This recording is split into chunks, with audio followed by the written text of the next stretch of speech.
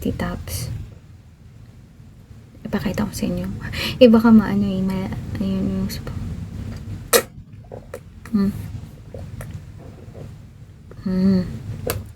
sarap.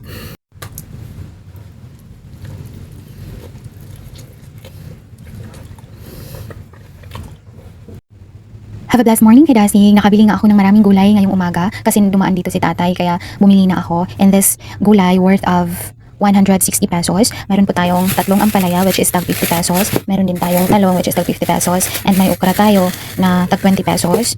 Ito pala ay may 4 na piraso at saka yung ukra are 2, 4, 6, 8, 10, 12, 14, 16 na piraso yung okra. Tapos nakabili din tayo ng gagawin nating pakbet. Ito ay 10 pesos. 10 pesos pa? Nakalimutan ko ito. Tapos meron naman tayong kamuti tops and this also alugbati. So ang una natin gugulayin ngayon kasi tapos na ako nag-breakfast. For lunch na lang is itong mga dahon-dahon, mga leaves. Kasi masarap ito. Tapos mamayang gabi susunod natin to.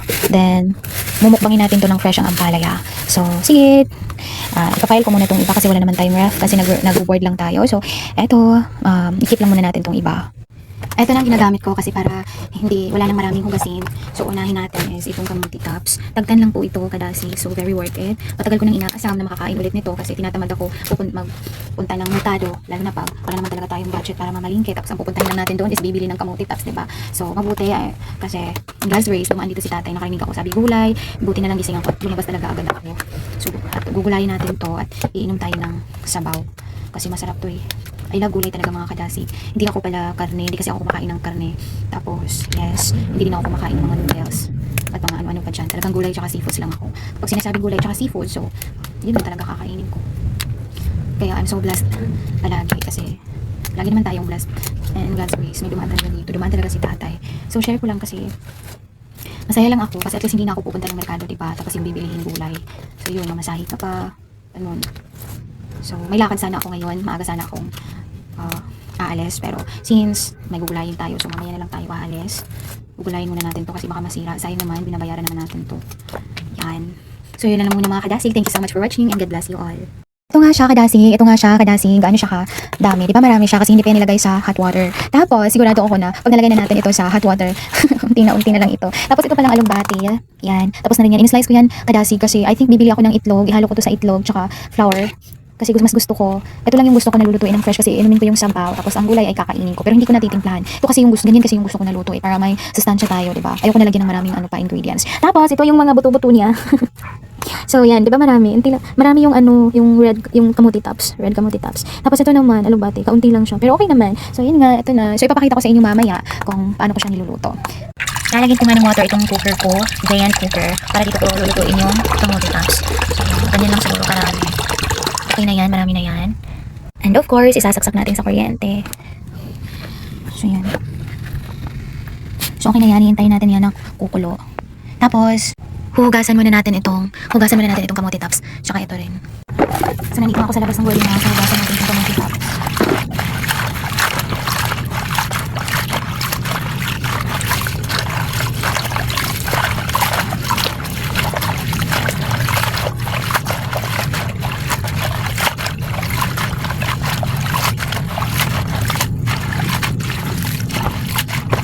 Wala na tayo ang lalagayin. Lagyan natin dito sa kanto.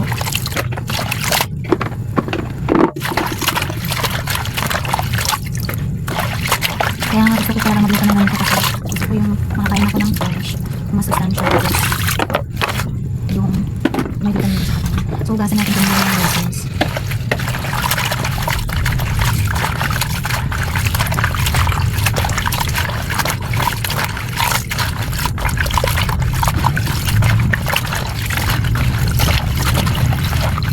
So, I think hindi ako kakain ng kanin this lunch. Ako yung kakainin ko yung gulay.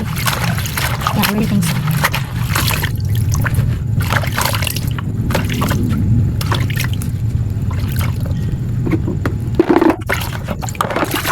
So, yan, finish na. Punta na tayo sa loob. Nakakaloka naman mga Kadasig. Akala ko pa malapit na itong kumukulo. Eh, hindi pala, nag-function yung, niya. Kasi na to eh, medyo sira na to. So, ito yung water. Yan. Tama na siguro ito nakulo mga Kadasig. Ayan o, kumukulo na siya. Kaya ilalagay na natin yung kamuti tops. Yan. Tama na yan. Maluluto naman ito eh. Oh my god, I'm excited to eat this mga kadasig. Ito yung mga mahilig kong kainin. Oops, sayang naman. Wala pang 5 minutes. Yun talaga sa totoong buhay. Ganyan ako. Pinupulot ko. Yan. So, hindi na tayo kukuha ng, ng sandok. Kasi pwede naman knife lang yung gagamitin natin. Kasi igaganyan lang naman natin. So yan, hintayin natin yan na medyo ma-hot cook siya. Tapos, pagkatapos pwede na natin kunin. Then, iinumin natin yung sabaw niya. So, let's wait a few minutes. Mga kadasig, let's see kung ano yung result niya. While waiting po tayo na maluluto yung kamuti tops natin, ito naman yung alugbate ang huhugasan natin. Yan, kasi pagkatapos nito hugasan, ilalagay na dito sa, ito top, empty balunan. Tapos, siguro mamayang gabi lulutuin ko, lalagyan ko ng egg. Tapos, yeah, it depends kung anong meron ako or anong pwede kong mabibili. Yun. So, hugasin muna natin ito mga kadasig. So, nandito na tayo sa labas ng boarding house. So, dito naman talaga kami maghuhugas. So, hugasan natin ito. Tapos, kung yung in-slice ng kaliit kasi, sabi ko nga, i-mix natin ito sa egg. Okay lang naman siguro yung slice niya, no? Basta ganito lang ako lang naman kumakain. Ako lang naman kakain, tapos hindi ko naman ibibinta. Yan. Importante, malinis. Palinisan natin. Pag wala akong ulam mga kadasig ang kakainin ko lang tuyo, suka, tapos minsan pinapa na may itlog or sardines na may itlog. So 2 beses lang natin itong hugasan. Okay, palinisan natin. Yan. Nalagay na natin dun sa plastic, Tupperware. Ouch. Pala natin, alis natin sa tabo na yung ginagamit ko. Kung nagtatanong kayo, bakit lahat sky blue na yung kulay dito? Kasi halata naman, no, sky blue yung favorite color ko. Tapos, aside from that, white, yung mga ganyan. Kasi yun yung favorite color. Yan na yan. Tapos, balik natin. So, yan. Malinis naman yung tabo ko. Huwag kayong makalala. Ako pa, char. So, yan. Ilalagay ko. Kasi mamayang gabi lutuin natin ito. Lalagyan ko ng egg. At iba pang ingredients na naisipan ko. Pero mamaya pa ito kasi nagluluto pa tayo ng kamuti tops. Yaman pwede, masisira. Ako lang naman ang kakain eh. Tapos mag-share din natin sa mga workmate ko. Pero kung ayaw nila, wala tayong magagawa dyan. So ito na nga siya mga kadasig. Baka namin natin. Giibot na ako siya mga kadasig. I think na siya. Sobrang latanin na. I think so. Nalata na siya. Nalata na ba siya? Kuha mo na ako ng tinidor ha. Kuha tayo ng tinidor. So yan. Tapos balik. Parang na-overcook ata siya mga kadasig. Ayoko pa naman yung na-overcook. Gusto ko yung hotcook lang talaga. Pero okay naman siya. So, atin na siyang ilalagay dito kasi pagkatapos nito maliligo ako. Tapos pagkatapos ko maligo, kakainin ko. So, ilalagay natin yung ditong kamuti tops lang muna. Okay naman siya. Hindi naman masyadong overcook. Ilalagay natin dito. Tapos, yung sabaw niya, ilalagay ko sa ibang lalagyan. Yung pwedeng lalagyan. Ito lang muna yung kakainin ko this afternoon. Or this lunch. Kasi wala na talaga, hindi na natin pilitin. So, takip muna. Dito na lang muna pala siya. Kasi paglalamig siya, so iinumin ko yun mamaya. So, this is the finished product of mine. Paramigin muna natin. So, ito na nga yung finished product ng ating kamuti tops. Takipan, lagyan muna natin to ng takip, pero ganyan lang. Para hindi lahat makapasok ng bacteria. Tapos sabi ko nga kanina, itong ating alugbate, mamaya natin lulutuin evening kasi for dinner ito. Tapos lalagyan natin ng kahit anong maisipan natin ingredients. Tapos, ito yung kanin, mais na kanin. Tapos yung sabaw ng kamuti tops. Inumin natin yan mamaya pagkatapos kumaligo. Ito ibang kulay. So yan, pagkatapos nito, maghugas muna tayo ng ito. Thank you so much for watching mga kadasig and God bless you all. Ilagay na natin sa baso ang sabaw sa kamuti tops. Oh my god, ang sarap nito mga kadasig. Tapos ko lang maligo, tapos napahinga ako saglit. Then, iinumin natin to. Meron pang natira. Ito isang baso siya mga kadasig. Meron pang natira. Iinumin natin to mamayang gabi. For now, ito lang muna. Or else, pagkatapos ko kumain sa kamuti tops, iinumin ko din yung sobra. Sarap nito. Tapos, ito yung kamuti tops natin. Yan. So, medyo mainit-init pa siya. Uubusin natin to. Ito lang muna kakainin natin this afternoon. Kasi, para mabawas-bawasan yung cholesterol natin. Tapos, huwag kayong magtakot bakit ganito yung ginagamit ko na baso. Kasi wala na akong ibang baso dito sa boarding house kasi nga inuwi ko na yung iba kong gamit sa bahay. Kasi paano ba kasi marami tayong gamit tapos yung tirahan natin ay maliit lang, diba? So yun nga, kain tayo. Pero bago ko ipakita sa inyo paano ko kumain. Ito pala yung kamuti tops. Ang sarap. Una, iinumin na natin yung sabaw sa kamuti tops. Ipakita ko sa inyo. Iba ka maano yung sabaw. Sarap. Medyo mainit pa siya. May ang sarap niya talaga. Siguro, maiintindihan ko naman siguro kung hindi kayo makakarelate nito. Kasi, siguro, seldom lang yung mga tao na nagkumagan nito sa buhay. You know? Yan. Ang sarap niya talaga mga kadasig. Iwan na lang. Parang ayaw ko ma-share. Hindi kasi ako kumakain ng karne kaya bumawi ako sa mga ganito.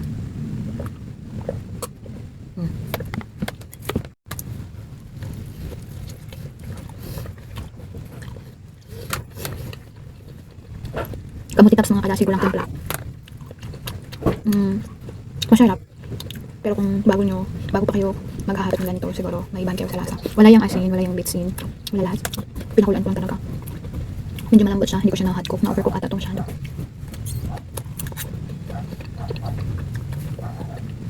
Pupusin natin to.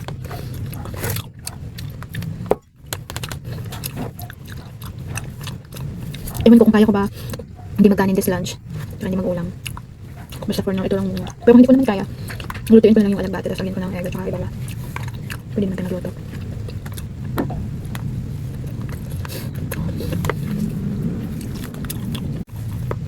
Parang nanibago ako sa lasa mga kanasi kasi medyo matagal-tagal na rin kasi hindi ako nakakain ng ganito eh. Hindi nakakain ng walang timpla. Ganito lang. Pero kakayanin ko. Para sa atin. Healthy lifestyle.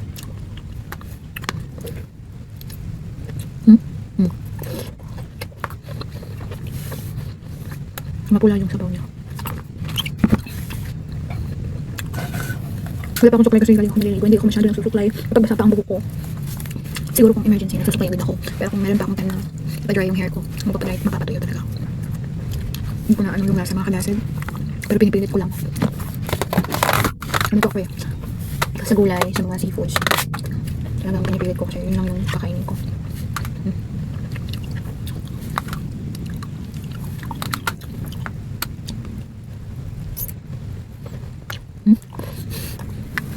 Sabaw yun.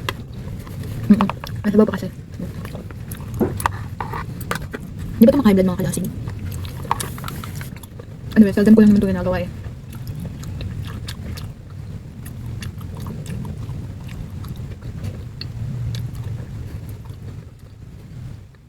Parang ayaw ko na to, be honest. Parang ayaw ko na. Pero pinipilit ko lang, natapusin to. Kumbaga disiplina. Disiplina sa tank. Iba talaga ang pagkaano ng lasa. Ano yun, walang taste. Ang lupilog ako.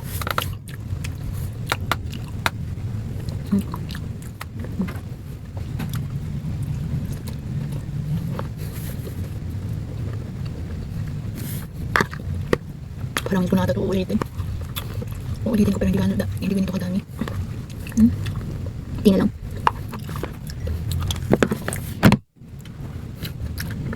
Di ba yung pakiramdam ko?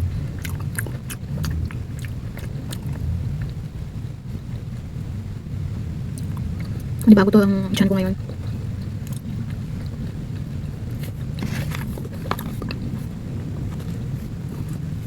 Pero hindi ko matitiis. Kailangan maubos ko talaga to. Sana nga hindi tayo masusukan yun. Ayan. Susubukan natin hindi tayo masusukan.